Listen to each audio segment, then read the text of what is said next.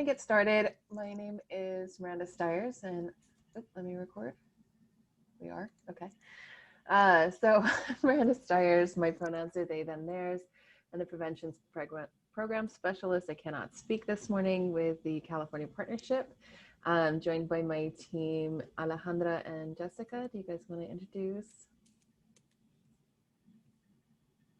Hey everyone, my name is Jess Merrill. I do communications at the partnership and my pronouns are she, her, hers. It's great to join you today.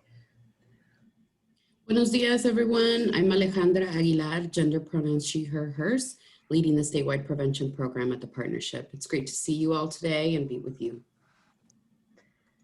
All right. So this morning, a couple of quick housekeeping. The webinar is being recorded. You can expand the audio for call-in information if you're having any trouble hearing. Is everyone able to hear me okay? Okay, perfect. Your video can be disabled. If you want to be on camera, you can absolutely do that. I encourage it. We'd love to see folks' faces and also understand that, you know, we're working from home and you may have littles in the background, etc. You can see who the participants are on your control panel. You also have the option to chat, so you can type your questions and comments here. And at any point, you can unmute yourself, change your name, however you want to do. So we're going to have our opening circle as we have in the past. Our topic today is Domestic Violence Awareness Month, getting back to our roots. The personal is political, and Jess is going to be sharing on that. But first, we really wanted to open up the space because we know there's a lot going on across our state between the pandemic and the fires. Really just wanted to create some space for folks to check in. How are you doing? What is it that you need? Are you safe? All of those things. So you can type in your name, agency, and location, or you can unmute yourself and share. Really just want to check in on how folks are doing right now.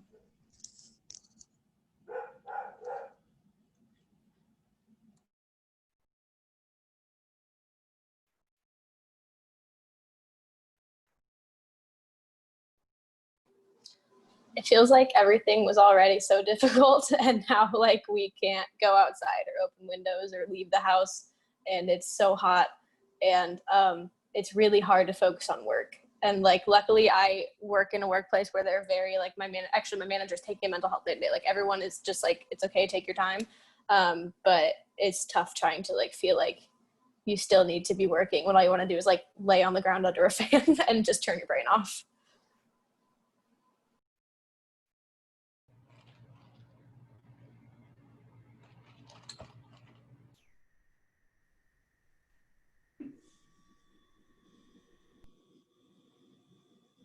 That resonated with me, that it was already really hard.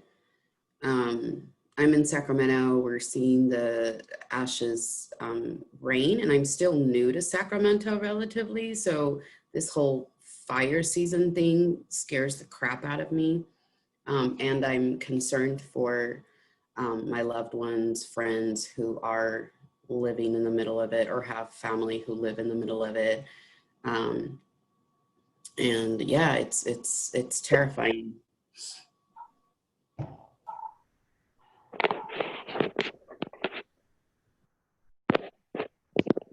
Yeah, I definitely feel that. I also, a lot of the ways that I've been supporting and hanging out with friends is like outside and social distance. And a lot of the things that I've been doing because of COVID are all outside with my dog.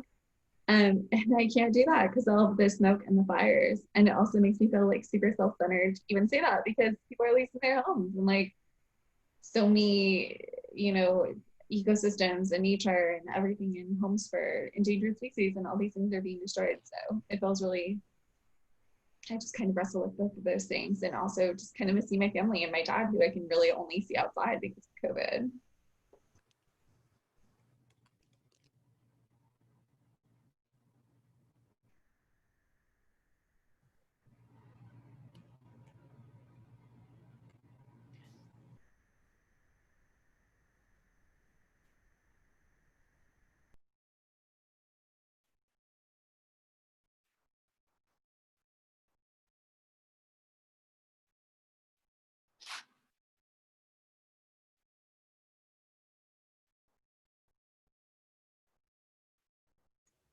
I appreciate folks letting us know they're okay. How about anybody else feeling like sharing? Anything you're needing right now?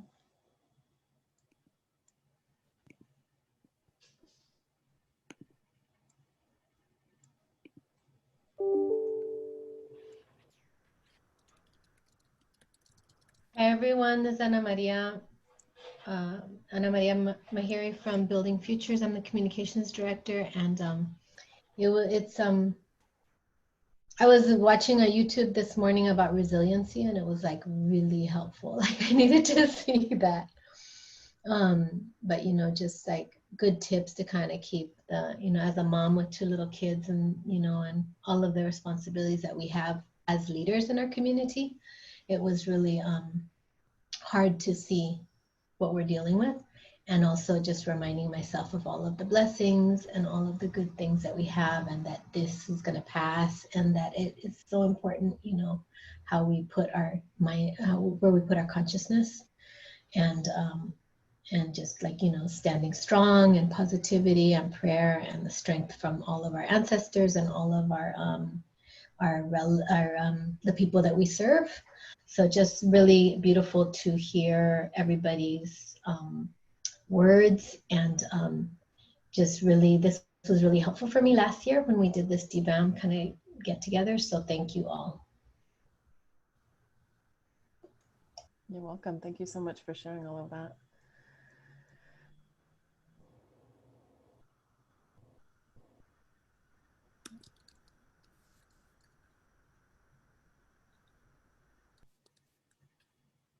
And we recognize folks may have to jump off. As I said, this is being recorded, and we're going to share this out with everyone along with all of the resources that we shared, and we'll have time for some conversation for folks to be able to share some of the plans that they have and what they're doing.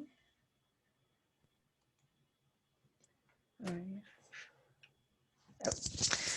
Yeah, these headphones are awful. I need to replace them.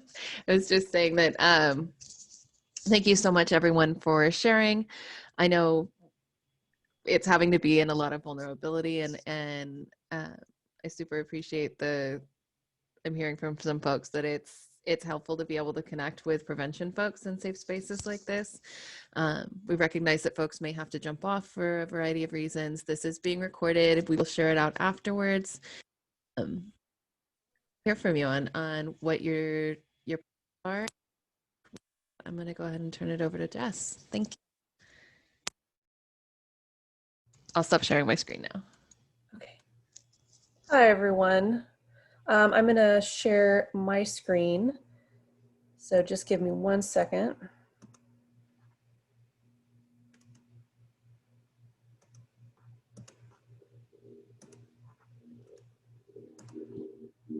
Okay, can everyone see that? Okay, thank you. So today we're talking about Domestic Violence Awareness Month, and beyond the partnership sharing our campaign and our approach to DVAM and the months leading up to the election, this is also a space for you. I'm going to provide a short presentation, but I would really love to hear about your organizing right now, how you're adapting. Preventionists are some of the most creative people I've ever met.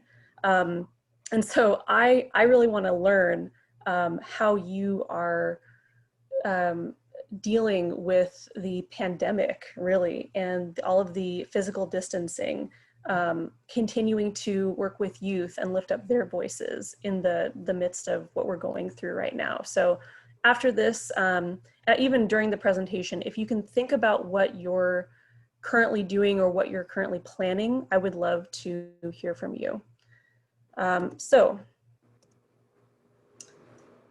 Today I'm going to be talking about our Get Out the Vote and voter engagement campaign.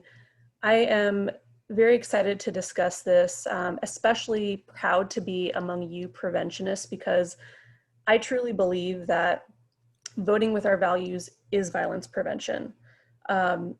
Voting in a way that is consistent with our values. I'm good. I'm just working over here, calling you during a little webinar. But I was thinking, I would ask if folks our meeting are got not muted, and please we mute should yourself. to have lunch at 12:30. There we go. Okay, thank you. So, but, you know, really tapping into our values of equity, of gender justice, of racial justice. Voting with our values ensures that we elect the leaders and vote for the ballot measures who will advance these values forward. Also challenging disenfranchisement. All of the community you're organizing that you're doing every single day is violence prevention. So I believe very strongly that getting out the vote and voter education is a really beautiful part of prevention. That's why I'm excited to be here. Okay, the main components of our campaign are threefold. So we're going to be elevating survivors and young people's stories of voting and organizing, especially those who work with rural and culturally specific DV organizations. And this is a video project. So for survivors who are further in their healing process and consider voting to be a part of their healing, letting their voices be heard in an election where before they may not have been able to have their voices be heard in their relationships.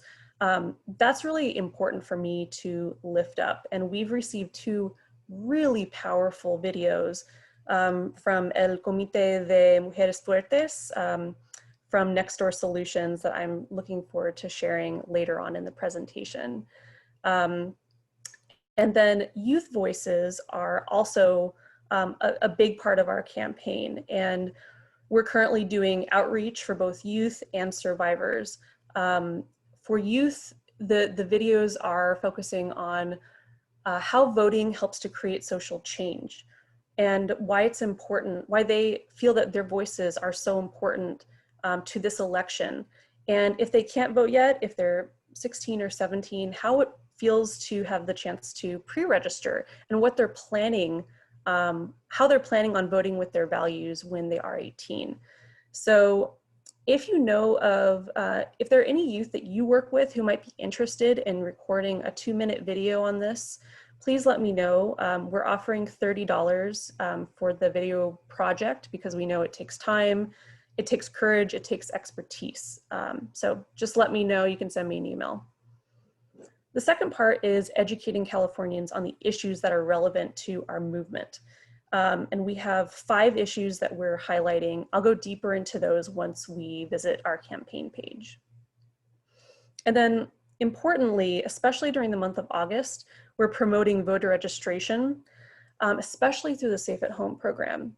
And as many of you know, Safe at Home provides an opportunity through the Secretary of State's office for survivors to apply for a confidential substitute mailing address. And they can use that to vote confidentially by mail as well.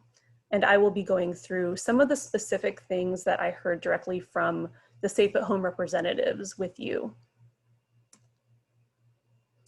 And before we explore the campaign itself, I want to briefly talk about the fact that nonprofit organizations can engage in civic efforts to encourage voting and to encourage voter education.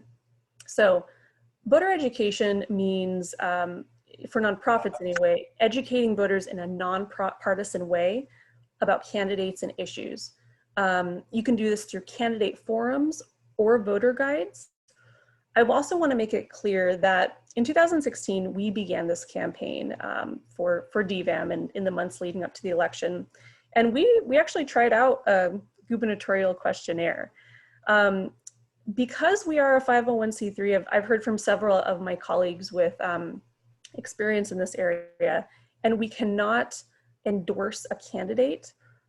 It is less likely, from what I've been told, yet every community is different, that candidates will engage with that questionnaire. So just know that before you endeavor on a project like that, but you also know your community's the best, and you can make that assessment for yourself.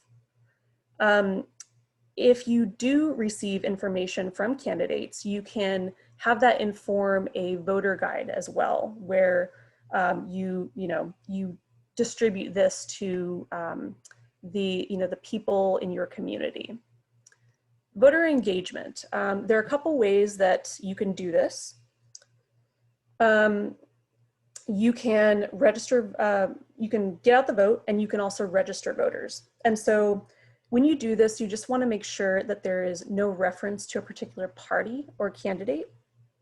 There's no suggestion on who to vote for. You make the service available to everyone, and that you're focusing on this for a nonpartisan reason. One of my just best pro tips, if you're interested in getting involved in civic engagement, is if you work for a nonprofit organization, contact Boulder Advocacy. I leaned on them so much in 2016 with our previous DVAM campaign. And I tell you, they picked up the phone every time. They have a hotline you can call, they give free coaching, and they are so helpful, not even just during election times, but even year round. If you have any questions on how nonprofits can promote civic engagement or lobbying as well, because as we know, all nonprofits can lobby. This is something that we do. Christine is amazing in planning our Policy Advocacy Day event, and it's where all of our members get to go to the Capitol and talk about our policy priorities, and it always includes prevention. So that's the kind of stuff that you can do as a nonprofit. And if you ever have questions, you can definitely contact us. Or if you want to talk with, Boulder Advocacy, they're such an awesome resource. How is voting different this year? Yes, it is very different. Governor Newsom issued an executive order such that vote by mail ballots will be sent to every voter. There is a really cool new Where's My Ballot tool where you can get text and email notifications on the status of your ballot. And even, let's say you sent it in, you mailed it, you want to ensure that your vote has been counted, you can go here. I'm actually going to click it and see. Let me see. Does it still show my PowerPoint? Or does it show the web page? Your PowerPoint. Okay, thank you. So what I'm going to do is transition to the web page. Thank you. Here it is. And it's really easy to sign up. I did it last week. And you can get text and email alerts. So definitely spread the word about that.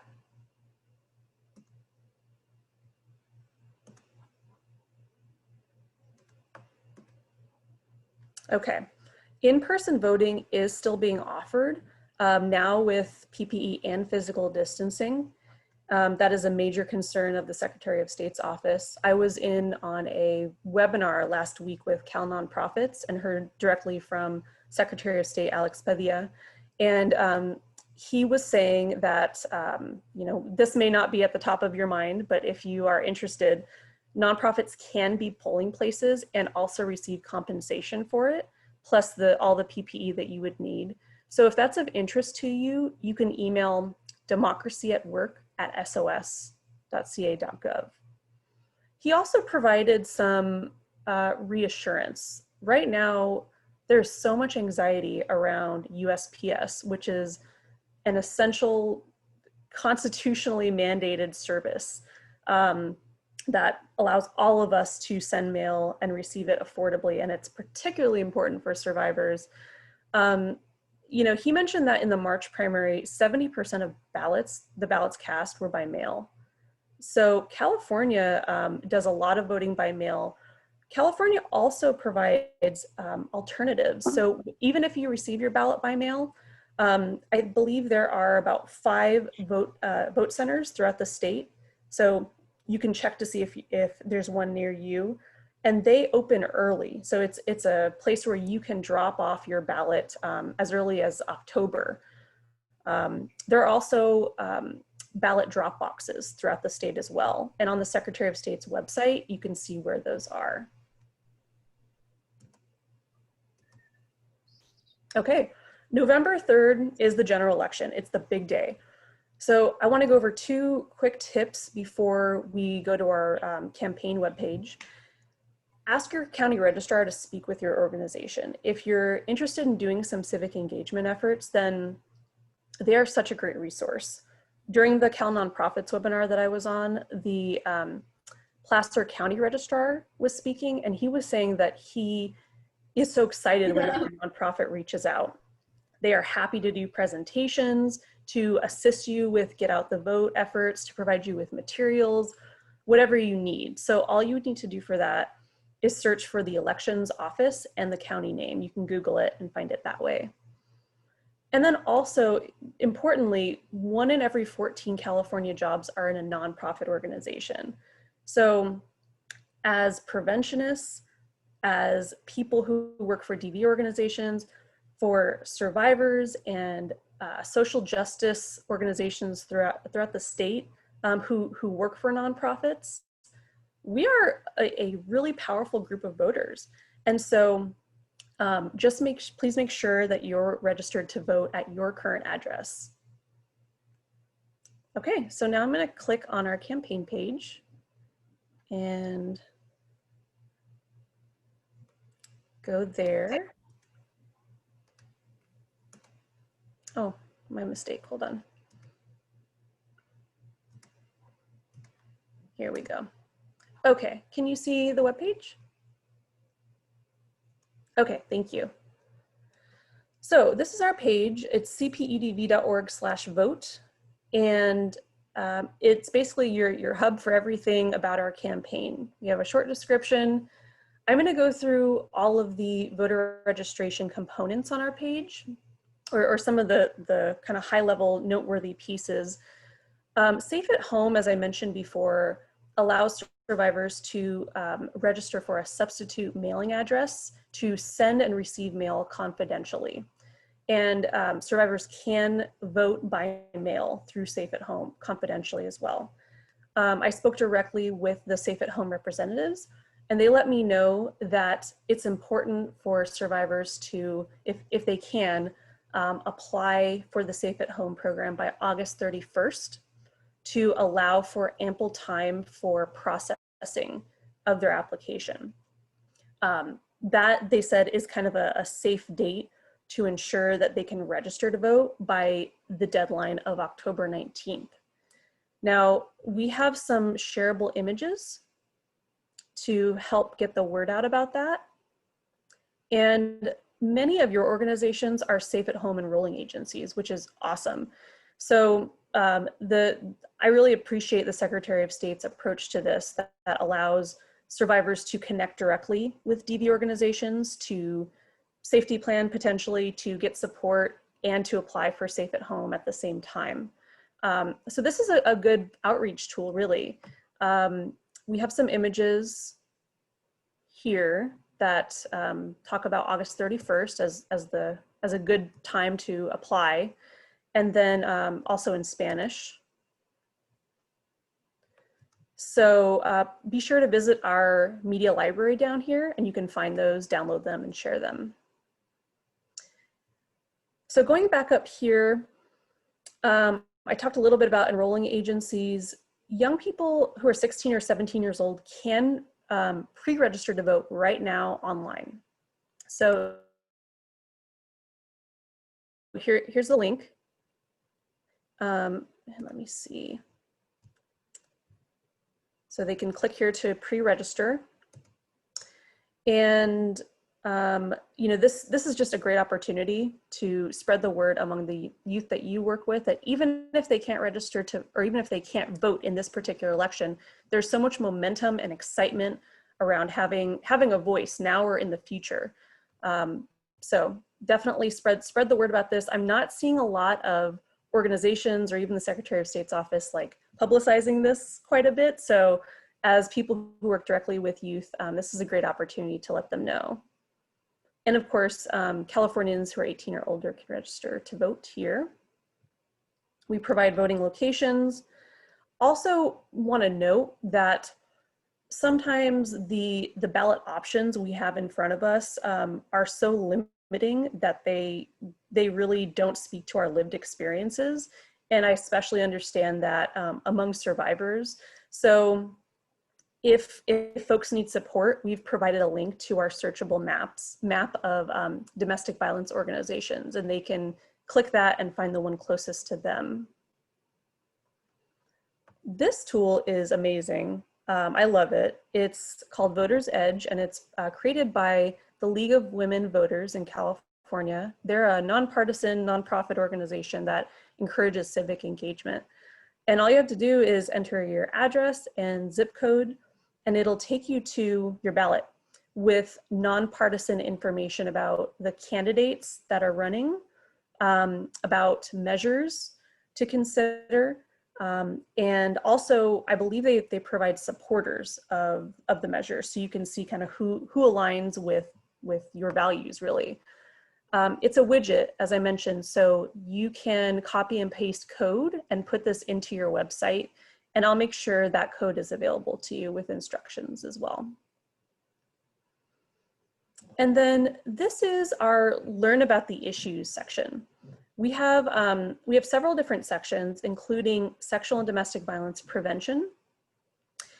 And what I'm very just proud to have received is quotes. So I want to read a few. This one is from Kendall Evans, may she rest in power. I am a survivor and I work with survivors and people who harm. I know that people who harm learned aggressive behavior by being harmed and being shown harmful behavior as normal. I would rather see people learn to interact in healthy ways before there is harm, suffering, and a need for healing. So a lot of these quotes that you're going to see, I'm going to be creating shareable images as well and putting some excerpts from those quotes in there so that if it's of interest to you, if you feel like it aligns with your organization's approach, you can share those out too. We also talk about COVID-19 and economic justice. There is rampant unemployment right now, sparked by a recession, and it's been particularly pronounced for Black, Latinx, and immigrant women. This is basically holding a mirror up to all of the inequities that already exist and are being amplified or intensified by domestic violence. So we talk about that. Evelyn Magana from the Family Assistance Program provided an amazing quote for that section. Housing. We know that this is the most frequently requested type of support that survivors ask for year after year. And so we know that California needs a range of housing options for survivors, and we need the funding to do it. Got a great quote from Suzette Shaw, who is part of our Policy Advisory Council. I just want to highlight the one at the end. We can no longer talk about equality and empowerment while continuing to enforce inequities. Addressing the criminal legal system. We know that survivors are asking for alternatives to law enforcement in a crisis. We know that they're asking for alternatives when it comes to accountability, and that includes restorative and transformative justice. And we go in depth about that. We have a great quote from Jackie here. And this is something I want to pass along to Christine, but we actually are taking a position on Prop 20. Nonprofits can take positions for or against ballot measures, and this directly aligns with our values of not relying on incarceration to fully address domestic violence. So Christine, I'm going to pass it over to you if you want to talk a little bit about this. Sure. So we are taking a position on Prop 20, and thanks Jess for doing this awesome webinar. I started out doing voter registration as a young person before I could even vote. So I'm super excited that we're doing this. So Prop 20 effectively rolls back some of the changes that were in Prop 47 and 57. 47, the savings from that is actually funding trauma recovery centers.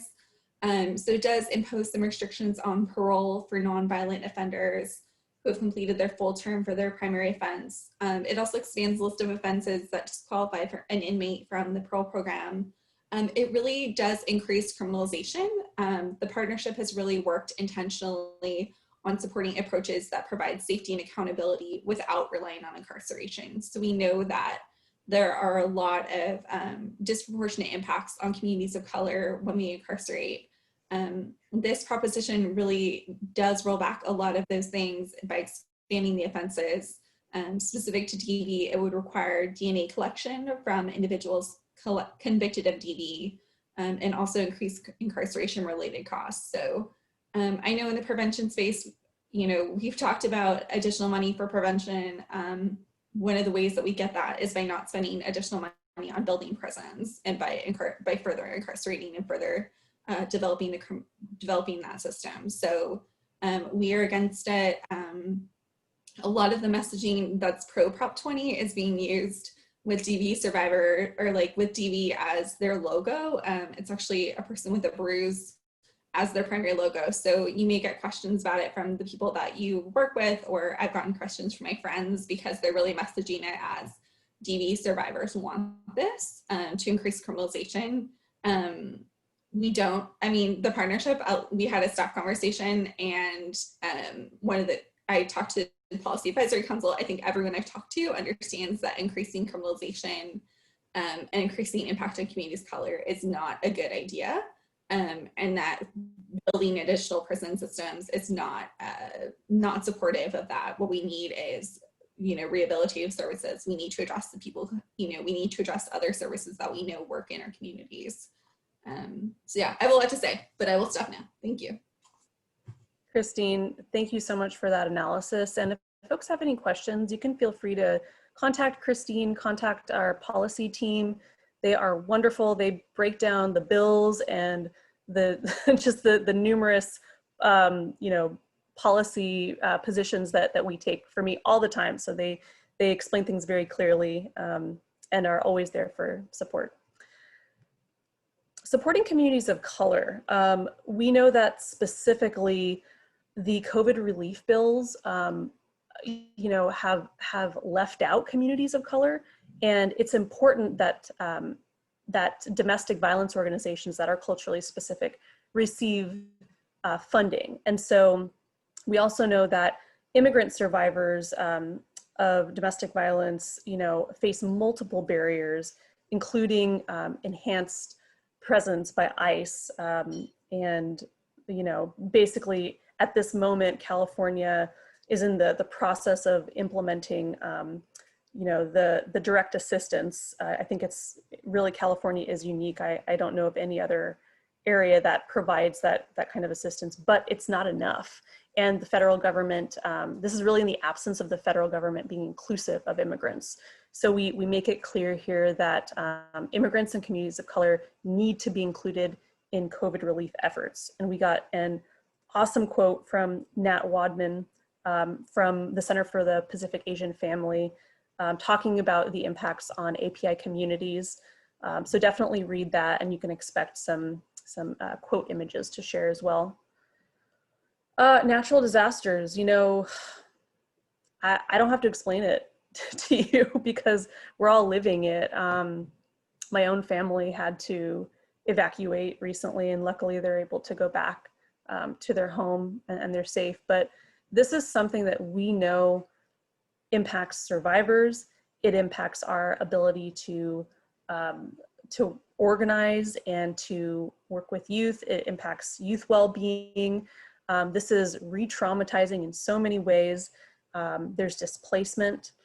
And so we bring this up as an area where we haven't necessarily taken policy positions on in the past, but we do reinforce that domestic violence organizations are hubs for support for survivors and for organizing communities for prevention in the midst of a natural disaster. And they deserve funding to ensure that they can continue doing this in a robust way in the inevitable situation that we will have wildfires. I was really grateful to Anastasia Schneider from Catalyst for sharing some of her insights on the campfire. I mean, she just shares kind of a harrowing story. She said that the first counseling session, basically she said, "I will never forget immediately after the fire, I had a counselor in my office concerned about a participant who had been planning her exit. The first counseling session followed the fire. Following the fire, she sat down on her couch, devastated, saying, "I will never find housing now." This is the first of many stories we continue to hear following the fire. So we see how this coincides with the need for a range of housing options for survivors as well. And really all of these areas are very highly intersectional. And then the last section I want to talk about is our campaign media. And we have our logo in full size that you can download and share. Of course, we have the safe at home images, which I shared before. Right now, I really want to highlight some survivor videos that we received, and we'll be receiving more in the coming weeks. So as we receive those, please keep an eye out in our weekly e-news. We'll be sharing those as they come, and also you can check our campaign page, always be included here. But now I'm going to play these videos, and as I mentioned before, really deep gratitude to Next Door Solutions and El Comité de Mujeres Fuertes for taking the time, courageously sharing why they feel voting is important and what the issues are that are important to them as well. So I'm going to click over to YouTube, and before I start, can you see the YouTube channel? Yes. Okay, awesome. Thank you. I'm gonna make this full screen. Oh, you know what? I gotta make sure I turn up my volume too. Okay, I think it's turned up. Hola, mi nombre es Rosy Miguel. Soy sobreviviente. En lo personal, pienso que la política mueve todo, ya que los políticos crean las leyes. De alguna forma, ellos deciden qué hacer en nuestra comunidad. Este año habrá la oportunidad para que la gente que puede votar y alzar la voz por todos, por nuestra comunidad, lo haga. Yo quiero ser una voz para mi comunidad. Cuando pienso en las elecciones, pienso en las personas que ahora mismo están sufriendo por la pandemia del COVID, que perdieron trabajos y necesitan recursos ahora más que nunca. Pienso en nuestra comunidad inmigrante. Hay personas que no pueden votar, pero pueden apoyar dando alcance a nuestra comunidad, para así informar sobre la importancia del voto. Es muy importante tener voz en nuestra comunidad para que haya más igualdad. Como miembro del Comité de Mujeres Fuertes, yo hago mi trabajo dando alcance a nuestra comunidad y educación para que nuestra comunidad tenga oportunidad de vivir una vida sin violencia. Al votar, podemos lograr cambios y llegar a un mundo sin violencia, con personas en el poder que les importe nuestra situación. Vota. Okay, so thank you to Rosie. That was awesome. And then one more that I want to show you from Rose Martinez.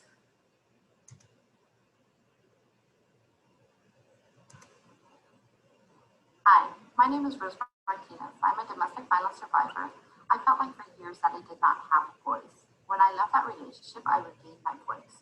When I vote, this is also using my voice. A voice for change, not only for myself, but for my community. A voice for those that may not be able to vote. We have the opportunity to vote for the politicians that have the potential to support our communities, to vote against racism that has plagued our communities of color. When I vote, I feel accomplished and happy because I have used my voice for change. Voting can make changes in our community for people that do not have housing or that are living within violence, like I was. When we vote, we also use our power to choose to stand up for who and what we believe in. The work that I do with the Comité de Mujeres Fuertes have opened doors for others that are suffering like I was. Through outreach, my committee and I are educating the community on how to use their personal power. So if you can vote, use your voice, please.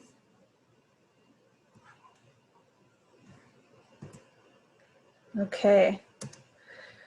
So I want to thank both Rosie and Rose. I cannot wait to share these out on social media, and these are available to you as well. So please do share them. And as I mentioned before, if you know of any survivors who are further along in their healing process, who feel that voting is part of their healing as well, and making their voice heard, definitely let me know, and I will connect with you. Like I said before, we're paying $30 for them sharing their stories of courage and really their time and their expertise. And also, I want to underscore too, we are looking for youth voices as well, to talk about how voting really can affect social change and why it's important for their voices to be heard, and how they're organizing around voting in their own communities as well. So I'm going to stop sharing this and briefly go back to my presentation. And it's question time. So I'm happy to answer any questions, or even if later on you want to brainstorm about how we can work together to get out the vote, I'm totally open to that. I love collaboration. So feel free to put in the chat or unmute yourself. I have a quick question. I might have you might have already answered this and I have stepped away. So I have a couple people I've enrolled at in the Safe at Home program recently, and I always make sure I tell them you need to re-register to vote. Do they do that through the Safe at Home website, or do you know how they do that? I believe they were supposed to get a vote by mail like document at their confidential address. But what I want to make sure is get you the exact answer. So I'm going to connect you with my contacts over at Safe at Home. If you wouldn't mind posing that question to them, and then we can make sure that everyone gets that answer as well. Once we receive that, we can make sure that all of our participants here get it. So thanks for that.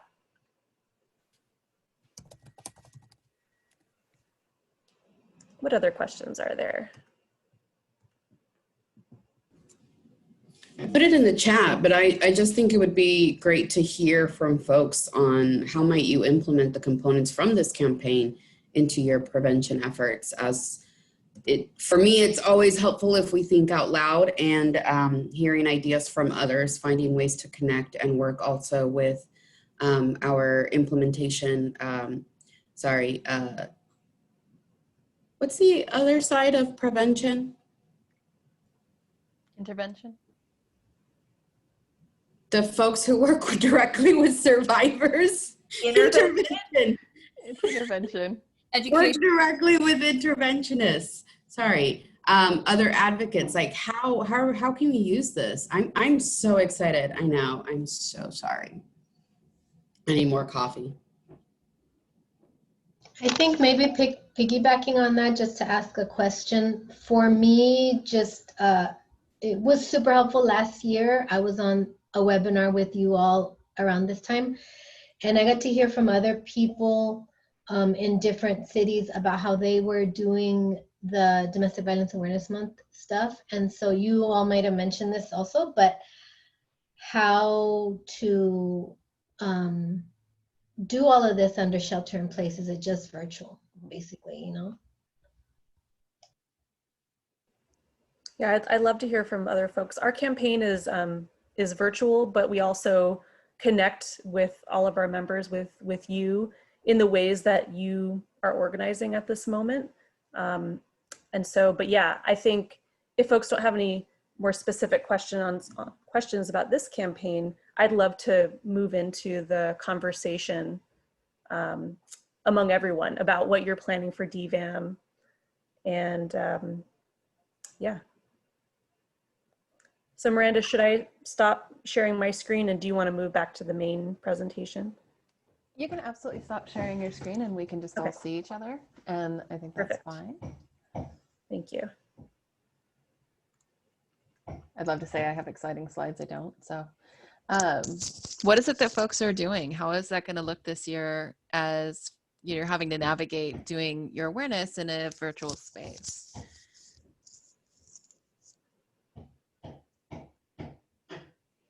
What are some things you're trying to strategize or free think with your 43 colleagues on the phone?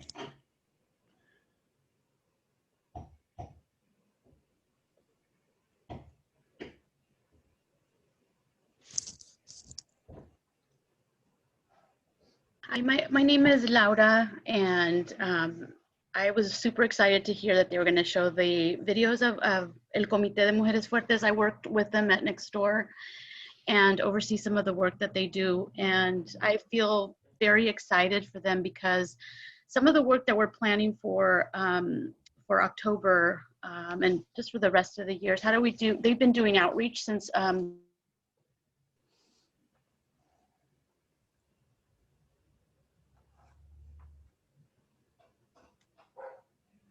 Oh, you dropped off. we'll do outreach to grocery Yeah. stores, coffee shops, laundromats.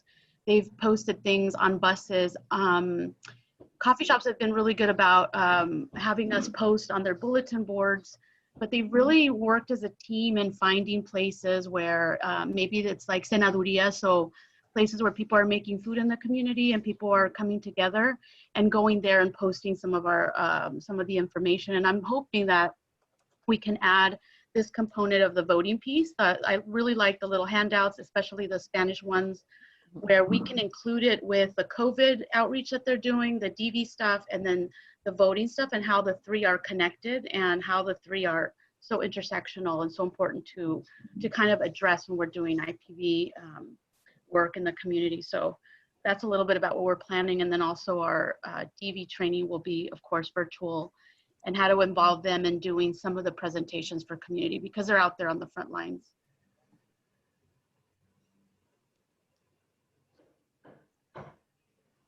That's amazing. I just, yeah, I want to applaud you and Nextdoor team and also El Comité de Mujeres Fuertes. I mean, they have such powerful voices that they're sharing, and they are highlighting the intersections. I'm so happy to hear that they are like, they're out there in the community. They are, you know, posting on community boards, at bus stops, all of these places where on the ground where the community members are. So those are some great strategies, absolutely. And also, I would say there are some opportunities for media advocacy too at this point. Like all of their campaign efforts, I think are pretty newsworthy. So if that's of interest, connecting with your local news station for some interviews would be really cool. Univision, you know, definitely think about how to elevate their voices in traditional media, and we can help if you'd like. Yeah, I think that would be very amazing. They helped us put together a series of webinars I think it was in May. The Mexican consulate reached out and we developed 5 webinars that had to do with COVID and DV. And so they were highly involved in putting those together with me, and we're wanting to do those in English. So we are going to need, you know, recruiting volunteers to do that right now, but then also just thinking out loud right now, doing one on voting and IPV in a webinar in Spanish that we could also share with the partnership. Mm-hmm. Very cool. Yeah, please share it. And Laura, I love that you mentioned the Mexican consulate, because also while this is centered on voting here in California, we also want to inform folks that my mom and I are Mexican citizens. I hold both citizenship, and I'm working with her to get her registered to vote in Mexico, because the Mexican consulate has made it possible for Mexican citizens to vote from the United States, and they can register and get all of their documentation taken care of from here. So it's very accessible. It's very easy online. So helping folks get that set up would be great. Yeah, thank you.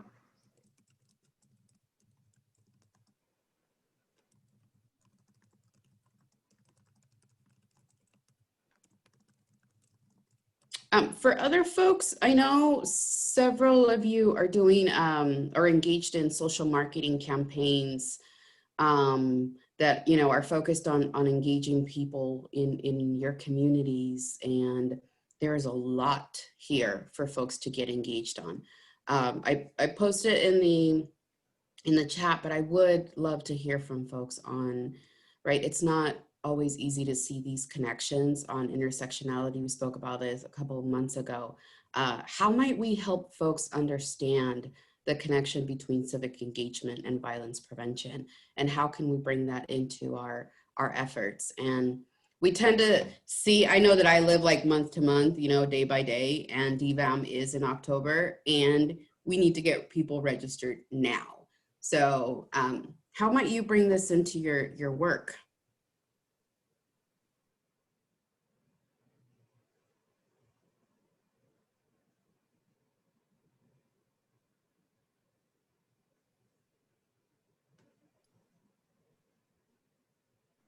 Adesu, I saw your thumb. Was that did you want to say something?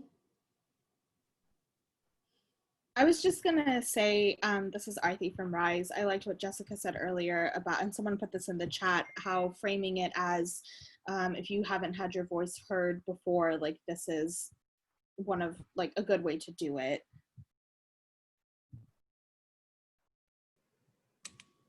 Thanks, Artie.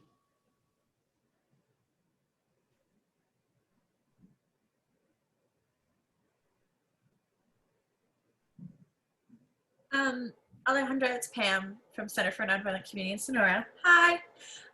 So we are a smaller rural area and we have a decent like social media following, but for us, there's still more older school methods that I think work better. And I realize that most folks are probably familiar, but one of the things that I always say is like, bring it up at every, like whenever they're sharing in a meeting and it's not necessarily in this field, bring it up.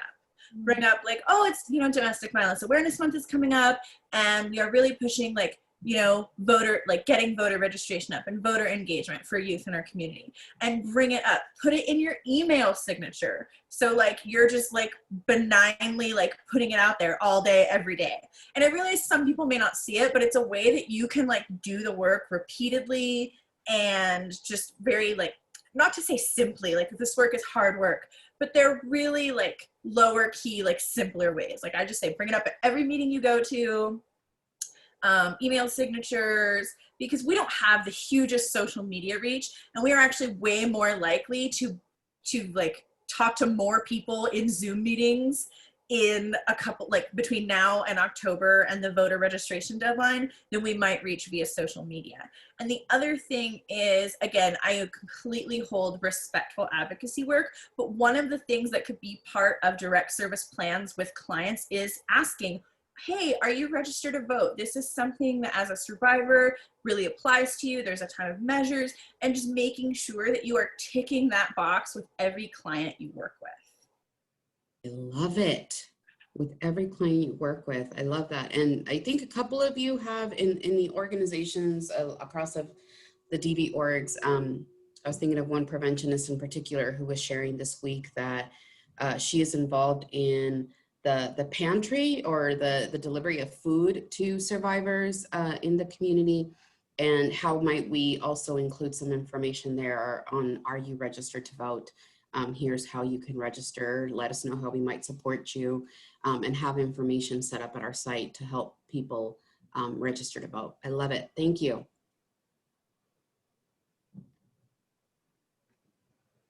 What else works for people in your own communities? I appreciate that detail, Pam, that you brought up, that social media may not be the best way to reach people. How do you reach people? And of course, it depends on who you're trying to reach, whether it be youth, you know, parents, educators. I have, sorry if I'm talking too much. I think in asking like who you want to reach, when talking about voting, it's the distinction between people who aren't registered to vote and, you know, don't, maybe for whatever reason, don't want to vote, but also supporting the people who do want to vote. And I think that's something, you know, that we learn in community organizing, that supporting the people who are passionate about it and making sure they have all the options. So not just trying to reach the people who aren't registered, but like making sure the people who are registered and want to vote know everything about, you know, where to drop their ballots, like if they have a backup voting plan, etc., things like that. Great point. Love it.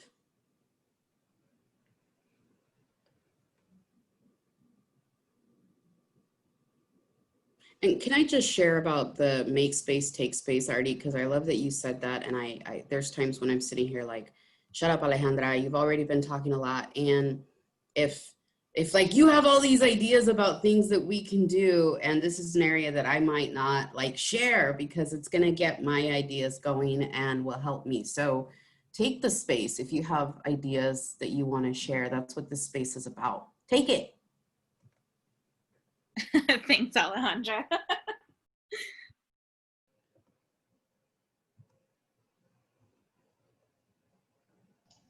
I'm trying not to talk too much. What we did last year, and I'm trying to figure out how it fits into the voting, which it's not that hard to figure it out, but it was so cool because we got this idea from the other folks on the call last year, and it was to have like a little coffee sleeve and to work with the local coffee cafes to get our little coffee sleeve and put it on their coffee. And so it had our crisis line, and it had some cool messaging and our logo and our website. And we had just launched our new website. Oh my God, Jessica gave us the best ideas about stuff. Thank you for the fundraising campaign thingy. And so now I'm thinking, okay, we could do the coffee sleeve again with some of the voting resources, you know, and also be, you know, do the sorry, I'm like messing up on my words. So basically we could do that. We also did the proclamations with the cities and Alameda City and San Leandro City. We did a social media campaign, which was great and good. The bathroom poster, getting like the bathroom poster with the little tear-offs and things at the local businesses. We didn't really do that too much last year, partly because of capacity. And now I'm like, oh man, no, we really can't really do that. But we recently got a partnership with UPS, and they're all about like our work with DV because of they have so many staff members and stuff. And so they've been just personally really excited about working and hearing the information. So there's certain groups where we know people are still going to work, they're essential workers, and they would love to have our info or just our collective information in their bathrooms and in their break rooms and stuff. And then of course we did our 40-hour DBT, and we went out and did tabling in general. And then we got a grant to hire a Spanish-speaking outreach person. And so that was really good because we had had that position vacant for a while because we didn't have the funding for it. So that's just what we did last year. And I'm like, okay, yeah, we can incorporate, of course we can incorporate the voting part and the civic engagement part to all of those things.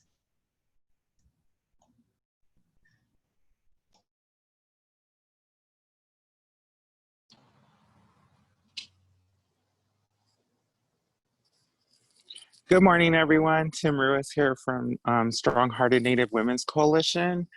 As far as voting goes here with our tribal communities, I think a lot of the people are uneducated on voting, and a lot of them don't feel comfortable voting because of their just being indigenous and the fear of not even being counted. I know we're having some problems out in the middle of, the South Dakota and out that way, where they weren't even allowing tribal members to be counted even within the census, 2020 census, or even being counted to be able to vote because they didn't have current addresses on the Indian reservations. So out here, I think it would be, we're located in San Diego County here. And we hold most of the tribal, and I believe that awareness and the education part needs to be more visible to our people here in Southern California, just because we do hold the most population of indigenous peoples here in California. I don't know if that's how we go about with education with the people here in San Diego County. I'm a recently new registered voter. I voted in the last, elections, but I still felt like I didn't get my ballot in time because, or, you know, I didn't get my vote in on time. And I'm still educating myself as well on being able to vote, you know, within the elections and stuff. And I know a lot of other Indigenous people that don't want to vote because of that fear of, you know, well, they don't understand and they don't have that resource or education of where to go and what to do and how to vote, pretty much.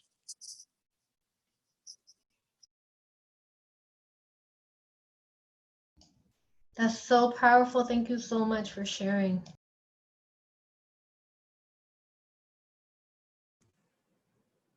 Yeah, I want to echo that. Thank you so much, Timothy.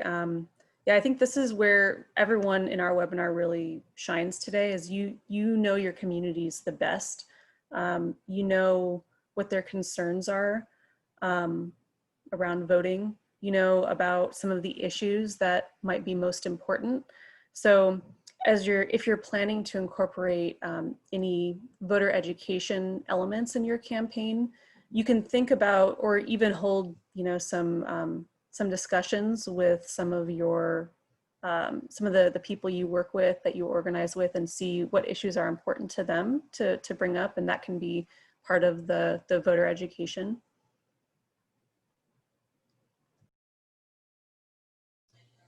Thank you for that.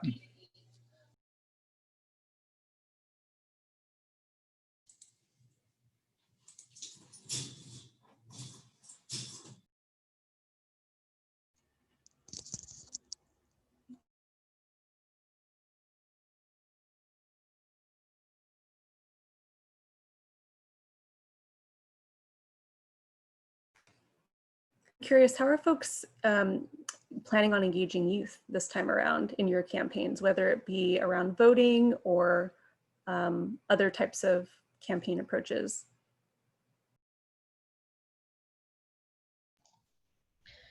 We got a wild and crazy idea from a community member, and they he's a dreamer, he's a musician, and they have like this big warehouse space, and they're musicians, and they're trying to keep their people like visible and employed. Employed is the wrong word. And so he's trying to connect with some rappers that do progressive rap and have a huge email list, and they want to do basically like a virtual event. And we're like, oh, we could do this for October, but it's just like a whole bunch of trying to wrap our head around how we're going to do it. And it's really interesting though, because it would generally, the people that donate money to us are older folks, like the church going, you know, San Leandro, Alameda ladies. And so it would be really interesting, because it's like the entertainment section of this virtual event would be very new, you know, very like different.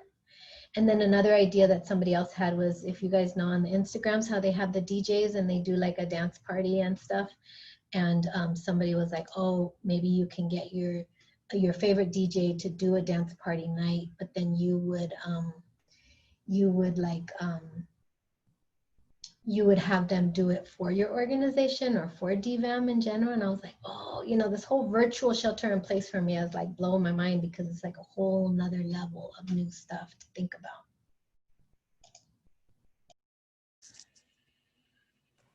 That's really cool. I just wanted to address a question that was in the chat, because I responded in the chat, but I want to make sure folks see it. So what can survivors do if they leave their home before they get their vote by mail ballot, or have to leave and forget to take their ballot? It seems like there will be options to vote in person, just highly limited, but you can go, and a poll worker can provide you with a provisional ballot to still be able to vote. So even if you don't have your mail-in ballot, that is still an option.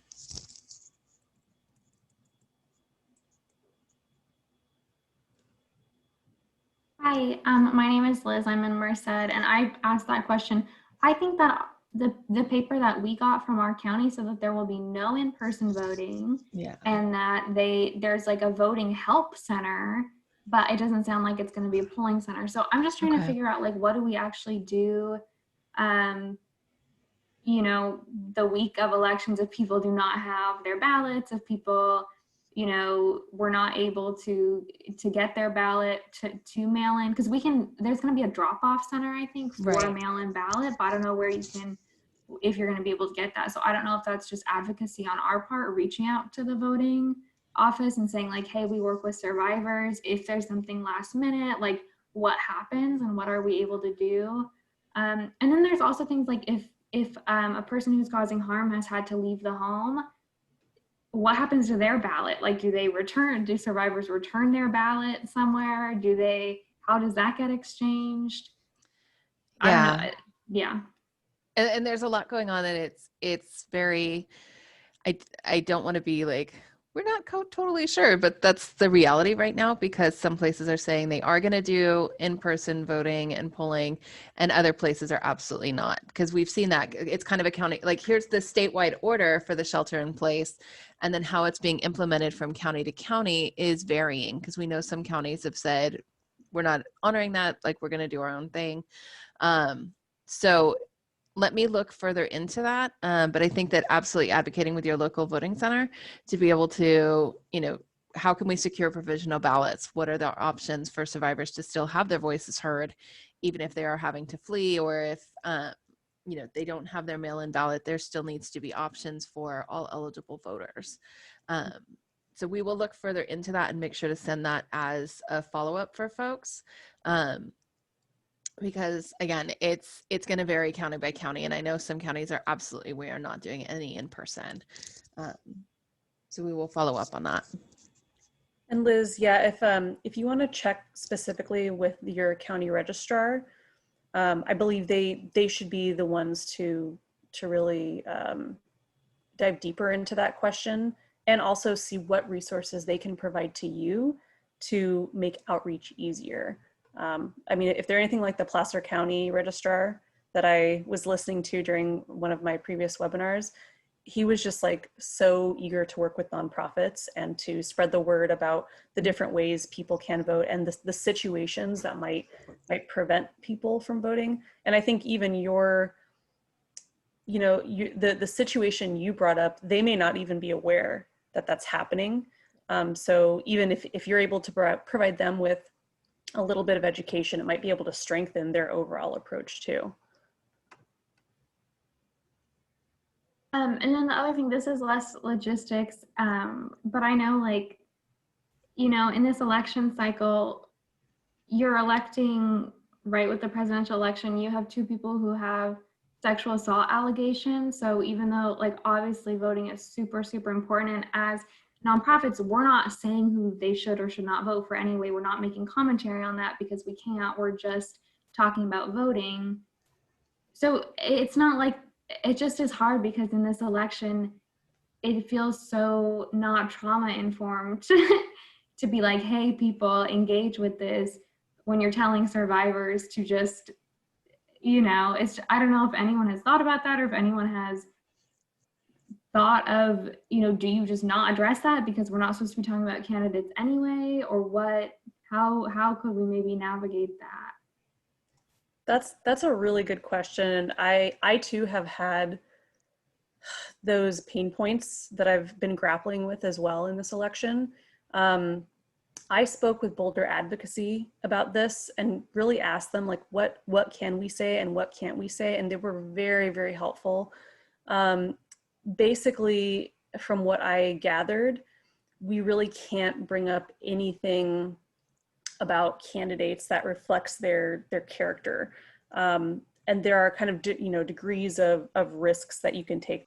Boulder Advocacy can't give you a yes or no, like you can do this or you can't do this, but they can give you like the kind of like an assessment of the risk in, bringing something up. But yeah, it does matter that, bringing up what, some of the heinous actions of a candidate, it does matter bringing that up during an election period, especially that like kind of heightens the, what may feel kind of risky. What we decided to do was, it's not sufficient, and it's too bad that we can't operate outside of the bounds of 501c3 frameworks here, but we we provided that sentence that said, you know, sometimes our ballots, our choices don't reflect our values as survivors. It can be re-traumatizing to look at these options and feel like our real lived experiences are ignored, or are, you know, or it flies in the face of our experiences. So contact us if you feel, or, you know, contact our members, our DV organizations in our network to get support. Because that's one of the ways that Boulder Advocacy told me, you can always offer support for people who feel triggered, who feel traumatized by looking at these choices. Along those same lines, for folks who work at agencies that are very hard on the apolitical stance, how can we work to convince some of our higher ups that working in this initiative is important and that's something we should be doing? Yeah, that's a great question. I mean, if they're looking for like kind of technical information, because I know some people really need to know like what rules are there for 501c3s. I can actually find some materials from Boulder Advocacy. They're like a very trusted, reputable resource. And if it comes down to some of those really specific rules that they need to look into to feel comfortable going down this path, then yeah, I'm happy to provide some of those. But I think your question even goes deeper, like how to convince the higher ups that this is an important issue. So I'd pose that to preventionists on the call. What do you think could be effective?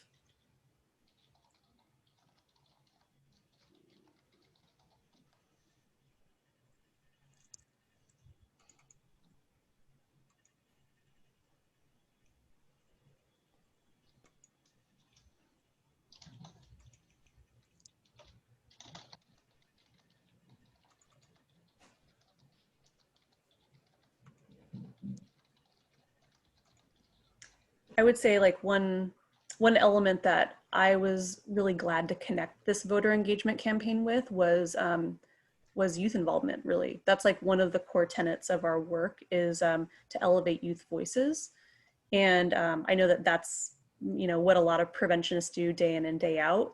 So that really could be one of them, is especially in like the voter education framework, is asking youth what is important to them to see in their communities, and to educate their peers in the community at large about really what types of issues are at stake, especially right now in a pandemic, with, you know, school being largely virtual. That could be one approach.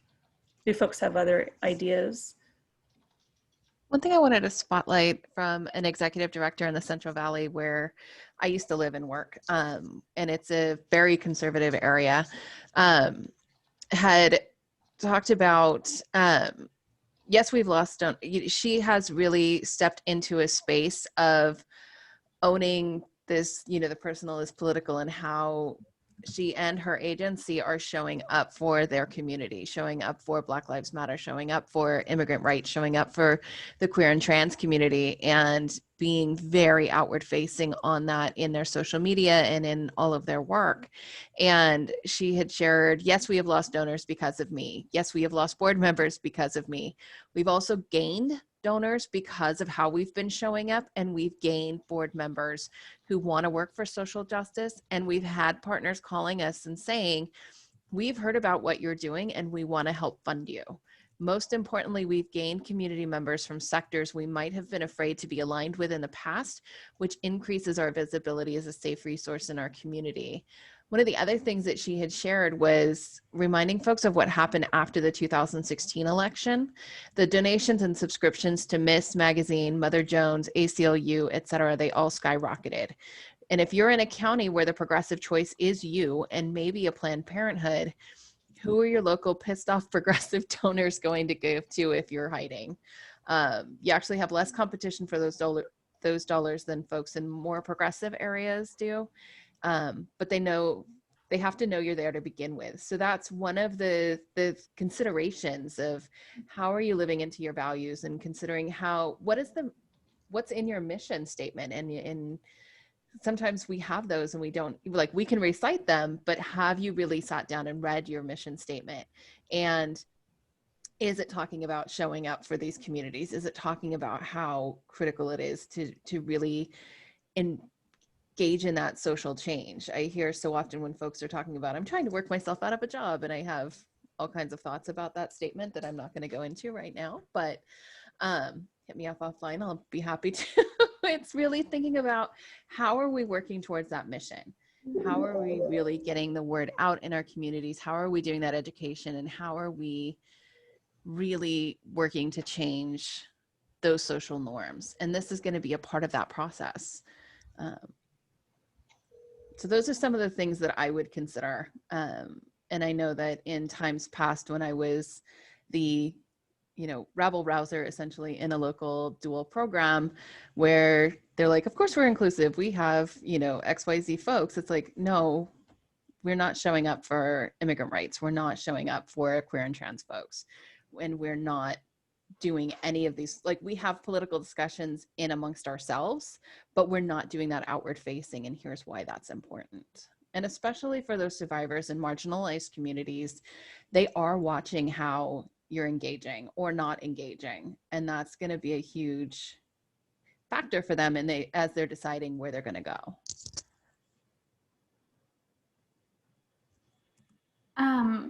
Thank you for that. I think that that's true, focusing on what you gain, because you gain partnerships when you speak out. You might lose some, but you might gain ones that are more valuable to you. Anyway, but I think with voting, just with the partnership doing it, it really gives the go-ahead signal for, agencies to say like, oh yeah, we can actually talk about voting. Because I've tried to bring up voting before, and it was like, oh, we don't want anyone to think we're at all political. And it's like, we have rights. We have a right to do this. I think with the partnership giving us this material, even like, it's like, oh, we're just sharing what the partnership is doing. Like, that is in bounds of what we can do. And then I think too, if supervisors are saying like this is too political, or like it's too left-leaning or whatever, voting, you can make it extremely patriotic and play into all of the patriotism, because it is like, voting is the foundation of our democracy. It's the foundation, like, it's what our society, everyone voting is the ideal of what we hope to do, even though voter suppression, we know that those ideals are not lived out. But you can make this super patriotic, like, and have it fly under the radar more. Just an idea. I would also think about how we're engaging in policies which have a huge impact on our programs and our funding and all of the other elements, and how survivors' needs are being met or not being met. That's another way to like tie those two together and then be able to present it that way. I love that.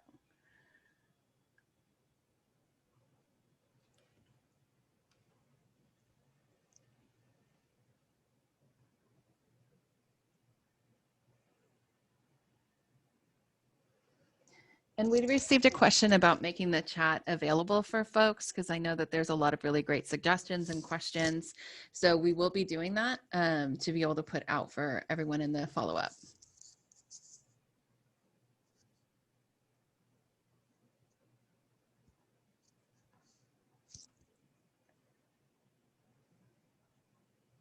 Yeah, and the importance of the nonpartisan races that are on the ballot that can point to local community impact, including your school board races, and how huge that impact is going to be on you as advocates and the survivors that you're working with.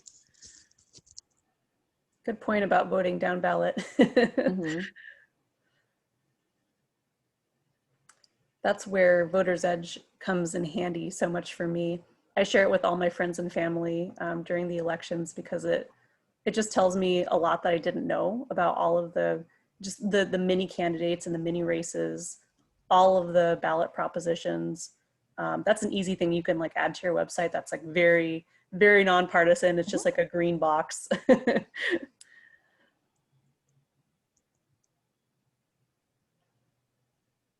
Christine made a good point.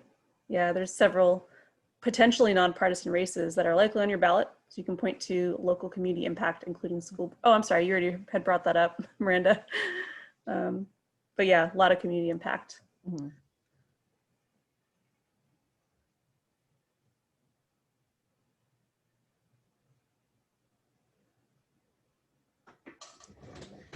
I have a question about the Safe at Home program. Do we know what kind of delay people experience because it has to be routed through the through Sacramento or through Safe at Home? Like, would people be worried potentially about them, like if we're already have fears about the mail being slow with that extra time? Is that a concern? Potentially. The typical delay is just a couple of days, which, having worked in a collaborative with like the Community Services Agency, so the Welfare to Work program and SNAP and all of that, sometimes they would send letters and, you have an appointment on this date or whatnot. And it was the day after when they received it, because they only give like 72 hours. It's some ridiculously truncated time. So that's where that advocacy can really be a key component on that. But usually the delay is really pretty rapid. That sounds weird. The delay is not very long. You've got a 1 to 2 day turnaround, which for some things can absolutely be really critical. So if you're working with survivors in the Safe at Home program who they are engaged with like the community programs, just encouraging them to talk with them and like, can you make a phone call instead of sending me a letter? Or like, you can send a letter, but also a phone call. And then just to really keep track of their mail as much as is possible with all the things that are happening.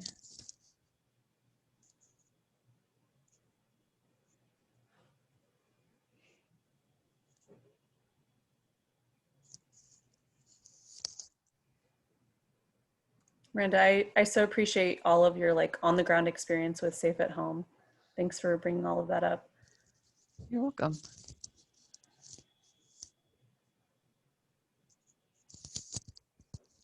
So the last couple minutes, are there other questions that folks have, other things that you are needing support in?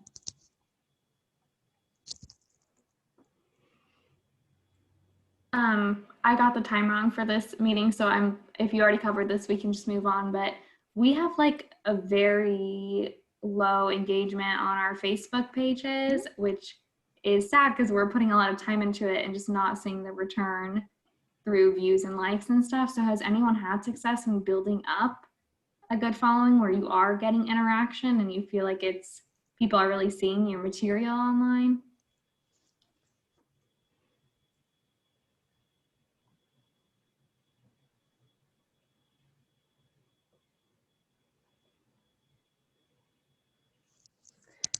Is Facebook the only social media that you're using currently?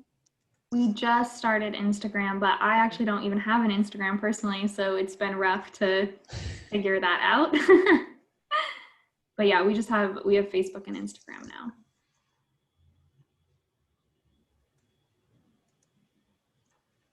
Sorry, Liz, can you repeat your question one more time? Yeah, just what are people doing to boost their social media following? And because we're posting a lot, and I thought that was what we needed to do to get more likes and interaction, but we're really getting we're getting maybe 2 likes on a post, and it just is very discouraging.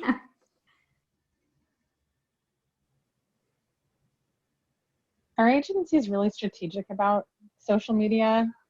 I know that they're really, the philanthropy team, like the communications team, is really into like this build up on Facebook.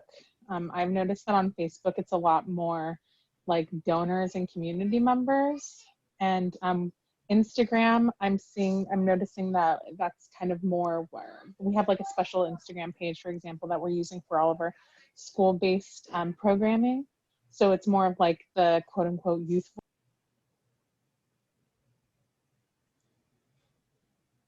Supposed to be more relatable. Sorry, I accidentally muted myself. It's supposed to be more relatable to youth experiences and things like that. And I feel like we have so much more traction there. We have like a lot more likes and share and reposting. Sorry, I'm not good with social media either, but I see we have a lot more activity going on there as well. And I know that, I don't know if anyone from Community Solutions is on this call, but something that I really admire is that Community Solutions is using TikTok And it's incredible to see. It's something that I love seeing because they're like, it's a great like vehicle for to give youth the voice. It's built, the videos are like essentially built for youth by youth, and it's very authentic and genuine, and I love seeing the material that they come up with. And it looks like they've got a pretty good thing going on. I would definitely suggest looking at Community Solutions. I think their Instagram is Community Solutions CS. They're in Gilroy, so they're really close to where I live. But I think they do an excellent job with their Instagram. I love it. I think for us, and shameless plug, close to home _slow, it takes a lot of time to build it. Like if you want that engagement, you have to put that out there too. So like scrolling a lot and like liking and commenting like meaningful things on other agencies' posts or other accounts, and also being creative about like who you follow. So for us as like a community-based organization, we make sure that we're following like other community members, like larger community members, whether or not that has to do with violence prevention or not, because inherently building community is violence prevention. So just like, I don't know, setting time in your day to go through and actively engage with who you're following.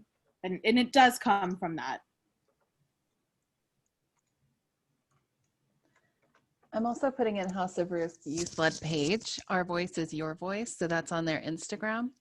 And the content is created by and for the youth. So that would be one to check out as well. And it's thinking about who is your audience, who are the folks that you're wanting to engage in, and what social media are they using. So if you're trying to attract youth, if you're wanting to speak with them and engage in conversations, know that by and large they are not on Facebook.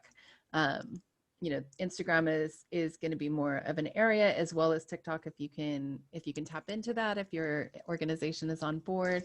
Those are some of the things to look at as well. And I know for some organizations, they've said that their Facebook is more engaging with like the broader community and raising awareness, but also being mindful of like how often you're posting, because having done this in the past when I didn't know, and I was just like bombarding everyone I knew with, please like our page. And they were like, please stop. Or posting like bunches of time, 3 or more times a day. It was a little intense. So we started seeing more people dropping off. So really being mindful about impact, and also some of those times when you're posting, and using some of the different hashtags, but not overwhelming with the hashtags. Because I have seen some posts that have like 20 hashtags, and it's like, okay, I can't track what you're trying to say right now. So it's kind of being mindful about those pieces with your social media and as well. And we have a great webinar that was led by Jess and I believe Alejandra on adapting your message and looking at social media. So we'll send that in the follow-up as well.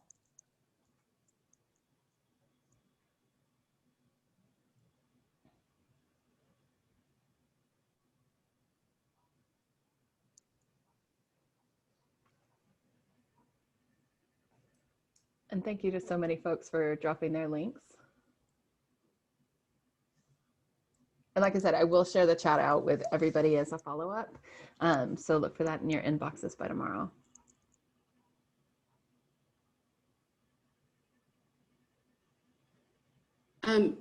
Speaking of youth, the other item connected to what Jess was speaking about earlier, I know there were high schools that I used to work with in San Diego that would host, what is the word, when you do like a pretend voting, and you've got the poll and you get the involved. What is it?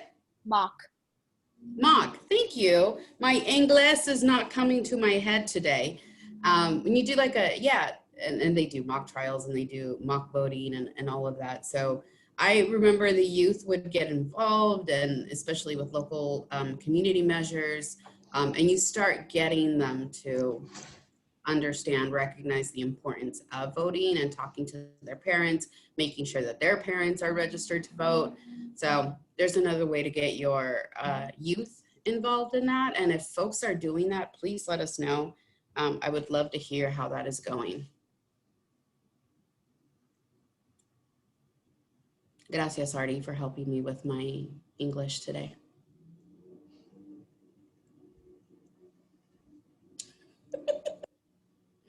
Jess, I am excited. This is great. I am so excited for, I know it's, again, DVAM is October, and this time is now to get involved. So thank you so much. This is really exciting. Thank you, everyone. And please feel free to email me with any questions. I'll drop it into the chat. We'll be in touch with all the resources. You brought up some excellent questions and resources and ideas. So we'll compile everything.